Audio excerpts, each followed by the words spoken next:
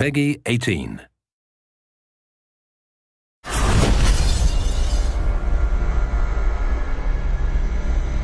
The thing we really wanted to do was give the player decisions to make, give the player choices, and have some consequences to those choices. And some have lightweight or subtle consequences, and some are purely aesthetic. Choice matter because in the media video game, you can make choices where the movies doesn't allow you to make choices. So having the consequences to what you do and seeing how the simulation deals with your choices, it feels like the player has full ownership of his experience.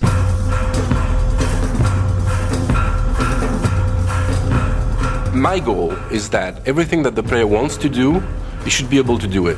As you can go everywhere, then it has to be functional everywhere. If he sees a door, it's an openable door. If he sees a roof, he should be able to climb there, and he knows that this is a valid path. As you guide Corvo through the world, as you see this world from a first-person perspective, you can constantly approach the game with all-out violence or subtlety, like you can be very surgical in how you move into an environment and how you deal with the assassination target. Ce qui est vraiment très intéressant dans Dishonored, c'est la possibilité pour le joueur de vraiment inventer son histoire, on va dire. Il peut vraiment jouer le jeu de la façon dont il a vraiment envie. Il peut très bien jouer au jeu sans jamais tuer personne, ou alors être une bête sauvage et attaquer tout le monde, mais ça aura des conséquences dans le jeu. I feel like we might have made the first assassination game where you don't actually have to kill anybody.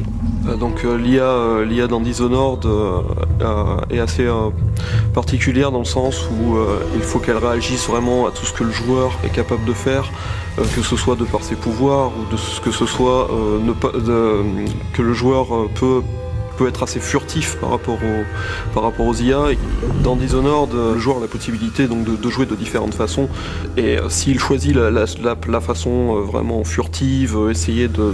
There's really no reason for you to listen to me. If you ever need steady work, you come see me. Il peut écouter ce que l'IA va dire. Il peut écouter les conversations, il peut obtenir il peut avoir quelques indices en fait sur ce qui se passe, sur comment arriver à résoudre sa mission. Oui, donc le joueur va pouvoir utiliser des combinaisons de pouvoirs assez variées. Par exemple, donc il va pouvoir arrêter le temps, commencer à utiliser l'arbalète pour tirer sur les différents ennemis. Les flèches vont prendre le cours normal du temps, tous les ennemis dans la pièce vont mourir. Il peut utiliser ça de façon... il peut utiliser des combinaisons complètement incroyables, et je pense que on va être assez étonné de ce que les joueurs vont être capables de faire.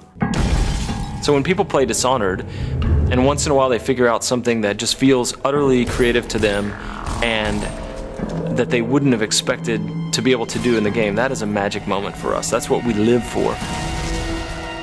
I watched a guy the other day do something I'd never seen in Dishonored before. He was running away after killing off a couple of high-profile assassination targets, 2 members of parliament, and he was up high on a balcony.